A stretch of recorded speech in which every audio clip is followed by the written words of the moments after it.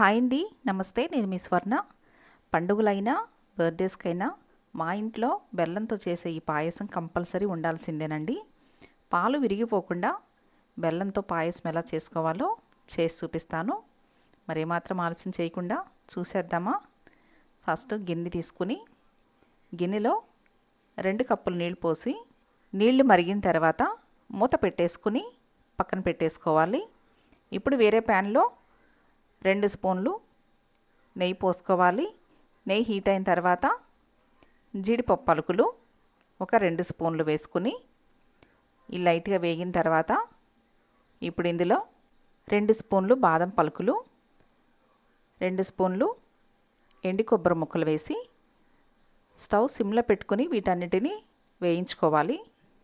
ఇలా కలర్ మారేంత వరకు వేగిన తర్వాత ఇప్పుడు ఇందులో లాస్ట్లో ఎండు ద్రాక్ష వేసి గోల్డ్ కలర్ వచ్చేంత వరకు ఈ డ్రై ఫ్రూట్స్ని వేయించుకోవాలి. వేయించుకున్న తర్వాత ఇలా బౌల్లోకి తీసి పక్కన పెట్టేసుకోవాలి. ఇప్పుడు ఇదే ప్యాన్లో కప్పు సేమియా వేసుకుని స్టవ్ సిమ్లో పెట్టుకుని సేమియాని కలర్ మారేంత వరకు వేయించుకోవాలి. చూడండి, ఇలా గోల్డ్ కలర్ వచ్చేంత వరకు సేమియాని వేయించుకోవాలి. ఇప్పుడు ఈ సేమియాలో మరిగించి పక్కన పెట్టుకున్న వేడి నీళ్ళు పోసుకోవాలి.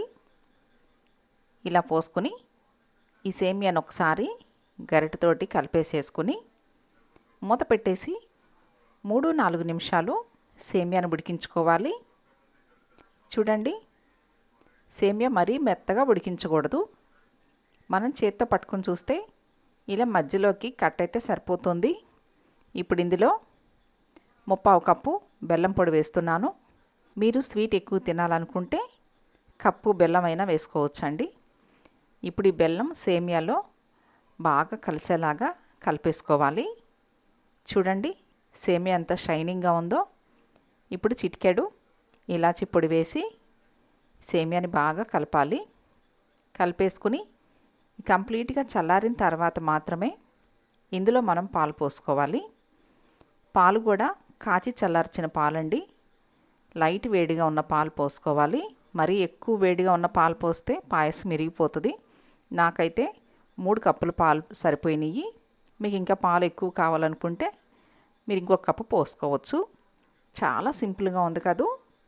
అలాగే టేస్ట్ కూడా చాలా బాగుంటుంది. ఇప్పుడు ఇందులో చిటికెడు సాల్ట్ వేసుకోవాలి. సాల్ట్ వేయటం వల్ల స్వీట్ బ్యాలెన్స్ అవుతుందండి. మరి ఎక్కువ స్వీట్ అనిపించదు. ఎప్పుడైనా కానీ స్వీట్స్లో కొంచెం సాల్ట్ వేసుకుంటే బాగుంటుంది. ఫైనల్గా వేయించి పక్కన పెట్టుకున్న డ్రై ఫ్రూట్స్ వేసేసుకోవటమే. చాలా సింపుల్గా ఉంది కదూ.